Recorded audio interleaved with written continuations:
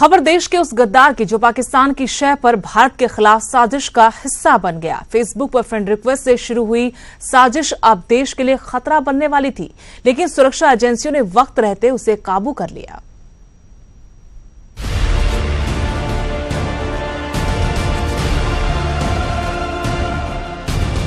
दुश्मन पाकिस्तान के रचे हसीन जाल में फंसकर मोगा का रवि देश से गद्दारी के लिए तैयार हो गया। वो नापाक पड़ोसी की बड़ी साजिश को अंजाम देने की फिराक में था, लेकिन तभी सुरक्षा एजेंसी ने उस पर शिकंजा कस लिया। अमृतसर के चाटीविंड से गिरफ्तार रवि आईएसआई का वो एजेंट है जिसे फेसबुक के जरिए भर्ती किया गया था। पुलिस और सेना के साझा खुफिया ऑपरेशन के बाद हत्थे चढ़े इस जासूस ने कबूल किया कि वो पाकिस्तानी खुफिया एजेंसी आईएसआई की शह पर देश की सुरक्षा से जुड़ी जरूरी जानकारियां बाहर भेज रहा था, वो भी केवल इसलिए क्योंकि आईएसआई की तरफ से उसकी हर जरूरत का ख्याल रखा जाता था। करीब 7 महीने पहले एक लड़की की फ्रेंड रिक्वेस्ट से साजिश की शुरुआत हुई और फिर फेसबुक के जरिए ही आईएसआई ने उसे भारत के खिलाफ साजिश के लिए भर्ती कर दिया। अब तक की पूछताछ में मालूम चला है कि करीब 7 महीने पहले सितंबर 2017 में रवि कुमार को एक फेक आईडी से लड़की की फ्रेंड रिक्वेस्ट आई। रवि ने उसे एक्सेप्ट कर लिया। इसके बाद कुछ दिन तक उस लड़की के साथ रवि की चैटिंग होती रही। काफी दिन तक चैटिंग जारी रही तो रवि ने अपना मोबाइल नंबर भी दे दिया। कुछ ही समय के बाद रवि को एक लड़की का फोन आया और मोगा में ही एक जगह मिलने के लिए समय तय किया गया। जब रवि मिलने के लिए गया तो वहां पर कोई नहीं आया, लेकिन आईएसआई वाले लगातार रवि की हरकतों पर नजर रख रहे थे। इसके बाद फिर से लड़की का फोन आया और इस बार जब रवि लड़की की बताई जगह पर गया तो उसे वहां पर 2 लोग मिले जिन्होंने रवि को कहा कि अगर वो उनके लिए काम करे तो मोटी रकम कमा सकता है। क्योंकि रवि एक कोल्ड ड्रिंक एजेंसी में सेल्समैन की नौकरी से केवल 8 से 10 हजार रुपए कमा रहा था, इस वजह से वो आसानी से उनके चंगुल में फंस गया। इसके बाद से ही रवि के खाते में 40 से 50 हजार रुपए ट्रांसफर हो रहे थे और आईएसआई लगातार उससे आर्मी की मूवमेंट पर सूचनाएं ले रही थी। लेकिन जब उससे कुछ बड़ा करवाने की तैयारी की जा रही थी, जिस तहत आईएसआई ने ही रवि कुमार का पूरा खर्च उठाया और इसी साल 20 फरवरी को उसे दुबई भेजा। रवि 20 फरवरी से लेकर 24 फरवरी तक दुबई में रहा, जहां उसे पिस्तौल चलाने की भी ट्रेनिंग दी गई।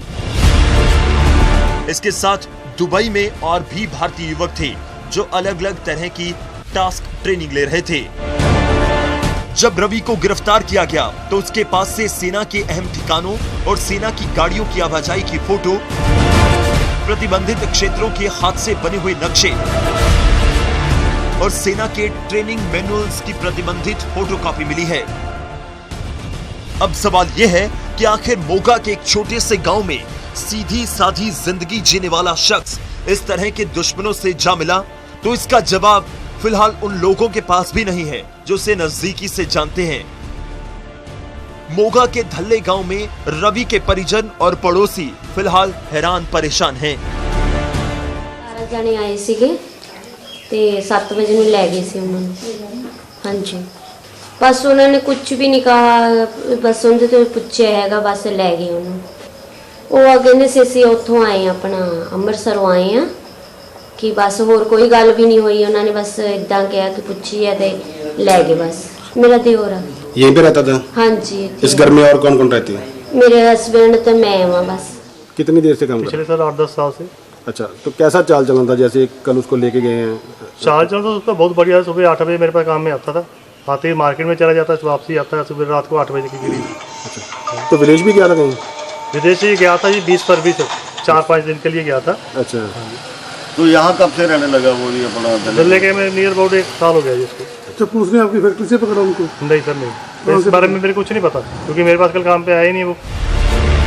हाल ही में एक संसदीय कमेटी की रिपोर्ट में भी इस बात का खुलासा हुआ था कि पाकिस्तान की नजर पंजाब के युवाओं पर है और रवि कुमार की गिरफ्तारी ने साबित कर दिया है कि नापाक पड़ोसी ने एक ऐसा घिनौना खेल रचा है जिसमें अपनों को ही हथियार के तौर पर देश के खिलाफ इस्तेमाल किया जा रहा है। अमृतसर से अमित शर्मा के साथ मोगा से दीपक सिंगला, न्यूज़ 18 पंजाब। अब खबर गुरुग्राम से, जहां पुलिस और बदमाशों के बीच मुठभेड़ हुई। इस दौरान बदमाशों ने पुलिस पर फायरिंग भी की और जवाबी कार्रवाई में एक बदमाश को गोली लग गई। इन दोनों आरोपियों की लूट और हत्या जैसे मामलों में पुलिस को तलाश थी।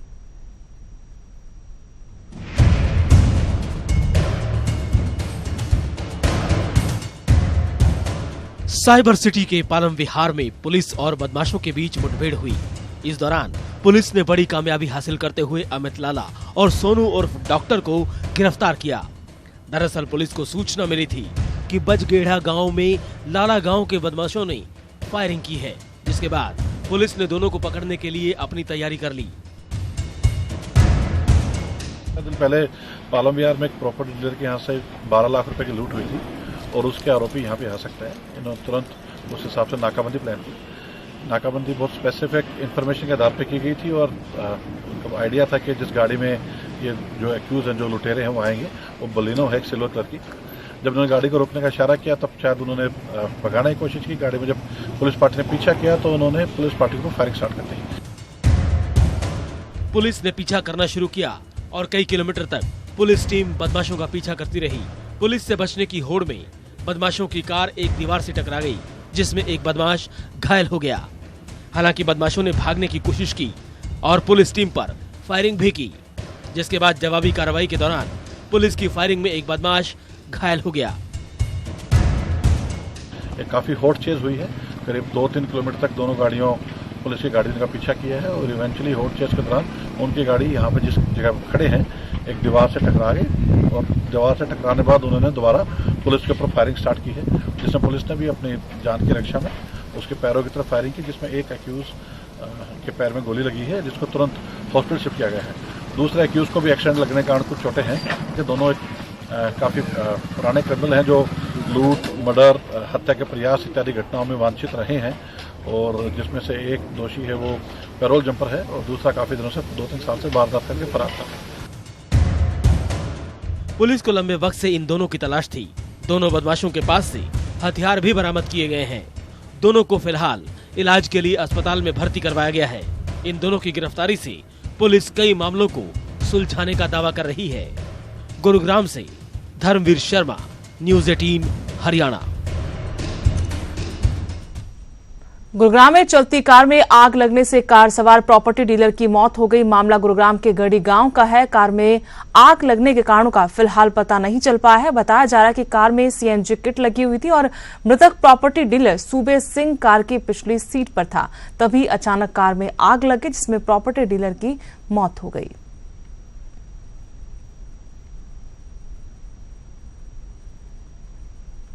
किन्नौर की हीरा भक्ति शादी के 7 साल बाद भी अपने हक की लड़ाई लड़ रही है। पुलिस से लेकर हाईकोर्ट तक न्याय की गुहार लगा चुकी है।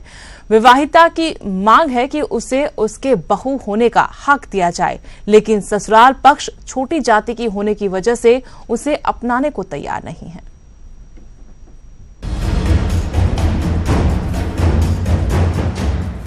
जन्म जन्म का शादी का बंधन और 7 जन्मों तक उन्हें निभाने की बातें। किन्नौर की हीरा भक्ति को ये सब बातें अब मनगढ़ंत किस्से कहानियां लगते होंगे, क्योंकि 7 साल पहले जिसे हीरा ने अपना जीवन साथी चुना था, वो उसे ये कहकर छोड़ गया कि उसके परिजन उसे बहू नहीं मानते क्योंकि वो दलित है। और अगर वे ससुराल वालों से बात करने की कोशिश करती हैं तो उसके खिलाफ जाति सूचक शब्दों का इस्तेमाल किया जाता है। पर इन्होंने कोई कोऑपरेट मेरे साथ आज तक नहीं किया, बल्कि उल्टा मुझे जान से मारने की धमकी देते हैं, हर बार मेंटली टॉर्चर करते हैं। अब तो ऐसे फोन आने लगे हैं कि मैं बता नहीं सकती, जहाँ पे मेरे को बोले तेरा पति तो तुझे खर्चा नहीं देता, तुझे कौन दे रहा है पैसे।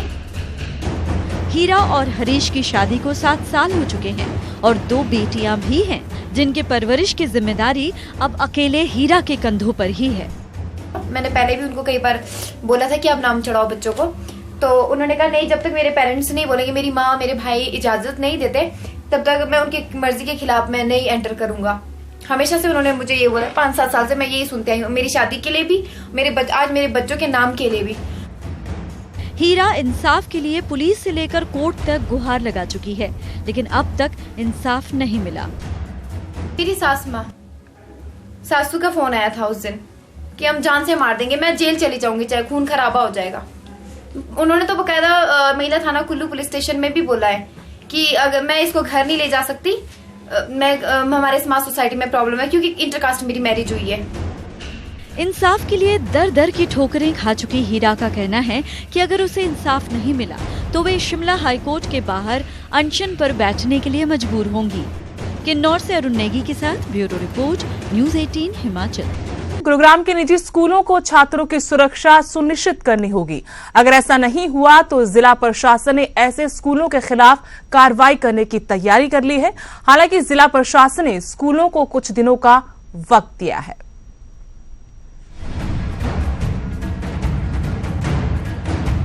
साइबर सिटी गुरुग्राम के लापरवाह स्कूलों की अब खैर नहीं।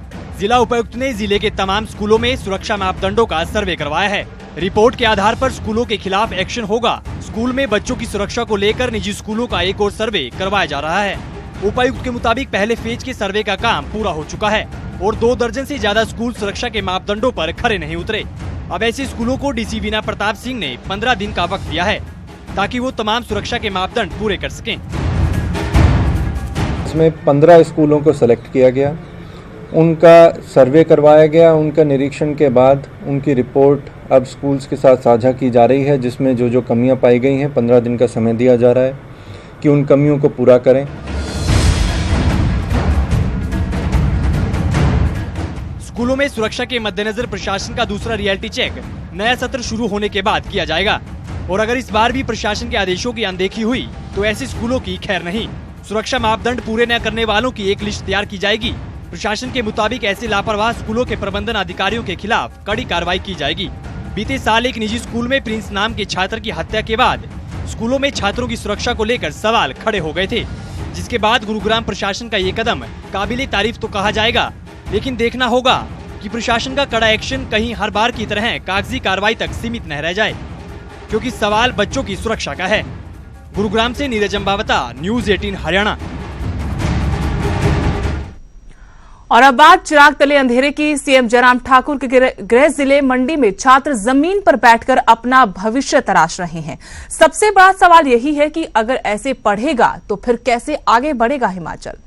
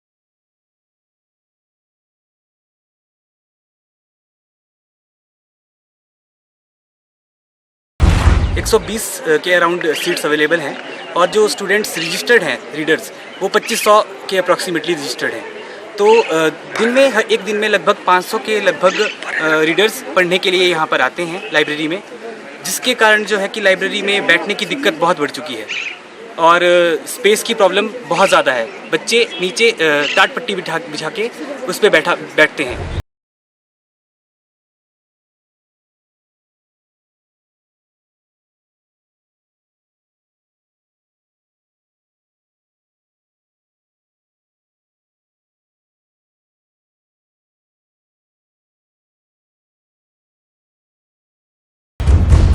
तो एक बार मैं लाइब्रेरी का निरीक्षण भी करूंगा और फिर डीसी और प्रशासन से बात करूंगा कि विद्यार्थियों के हित के लिए ये काम तुरंत किया जाए, चाहे वहाँ जो अव्यवस्था जैसी फैली है उसको भी ठीक किया जाए, या लाइब्रेरी के अन्य स्थान जो सरकार ने चयनित किया है जिसका निर्माणाधीन है वो तुरंत उस कार्य पूरा हुए लाइब्रेरी वहाँ शिफ्ट की जाए, या तो जो बाहर कोर्ट के बाहर जो लोग वर्षों से बैठ रहे हैं उनको कहीं और शिफ्ट किया जाए।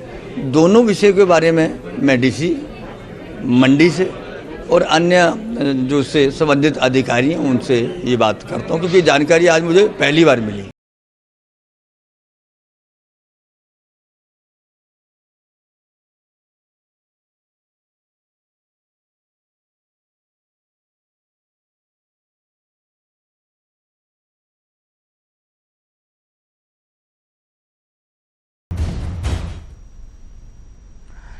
वहीं हिमाचल क्रिकेट के सर्वे सर्वा अनुराग ठाकुर अब हिमाचल हॉकी के भी बॉस बन गए। जी हां, विद्या स्टोक्स की हॉकी हिमाचल के अध्यक्ष पद से छुट्टी हो गई। ऊना में हुए हॉकी हिमाचल के चुनाव में अनुराग ठाकुर अध्यक्ष चुने गए। अनुराग की एक और उपलब्धि, क्रिकेट के बाद अब हॉकी के बने सरताज। HPCA के साथ अब हिमाचल हॉकी के भी बॉस। खेलों की दुनिया में अनुराग की तूती बोल रही है। क्रिकेट में तो कामयाबी की सीढ़ियां चढ़ते हुए BCCI के अध्यक्ष की गद्दी तक पहुंच गए थे।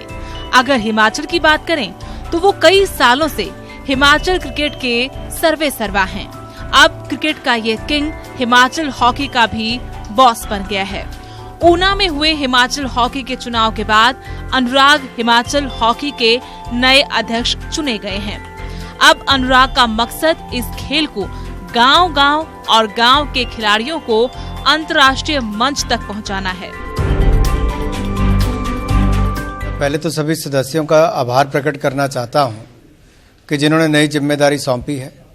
श्रीमती विद्या स्टोक्स जी लंबे समय तक हमारी अध्यक्ष रही, क्योंकि हॉकी इंडिया का रूल है कि 70 वर्ष से ज़्यादा आयु के व्यक्ति किसी भी पद पर नहीं रह सकते, इसलिए उनको ये पद छोड़ना पड़ा और नए चुनावों में मुझे जिम्मेदारी दी गई।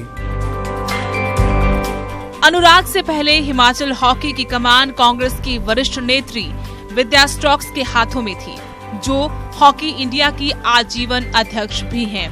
ऊना में हुए हॉकी हिमाचल के चुनावों में सांसद अनुराग ठाकुर को सर्वसम्मति से हॉकी हिमाचल का अध्यक्ष चुना गया है, जबकि रमेश पठानिया को महासचिव और राजा सिंह मल्होत्रा को कोषा अध्यक्ष की जिम्मेदारी सौंपी गई है। अब अनुराग के सामने हॉकी के लिए इंफ्रास्ट्रक्चर खड़ा करना बड़ी चुनौती होगी। हम सबका मिलकर ये प्रयास रहेगा कि हॉकी को नई बुलंदियों पर ले जाएं।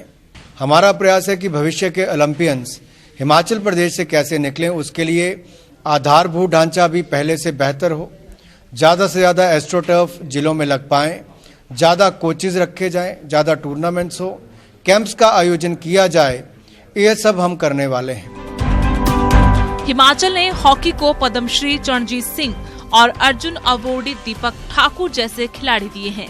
उम्मीद है अनुराग का खेलों के लिए जुनून हिमाचल में इस खेल को बुलंदियों पर ले जाएगा। ऊना से अमित शर्मा, न्यूज़ 18 हिमाचल।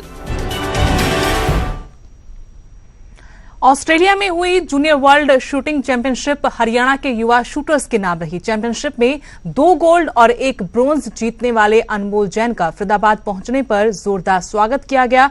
वहीं गोहाना में अनमोल और अनीश भनवाला के घर पर भी जश्न जारी है। और जाते इसी पर एक खास रिपोर्ट देखिए। नमस्कार।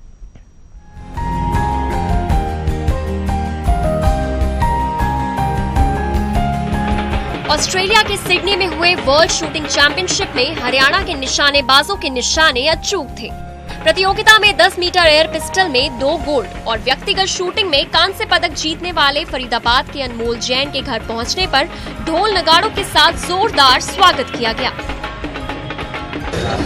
परिवार के बीच में अच्छा महसूस कर रहा हूँ वापस पहुँच के 20-25 दिनों के बाद।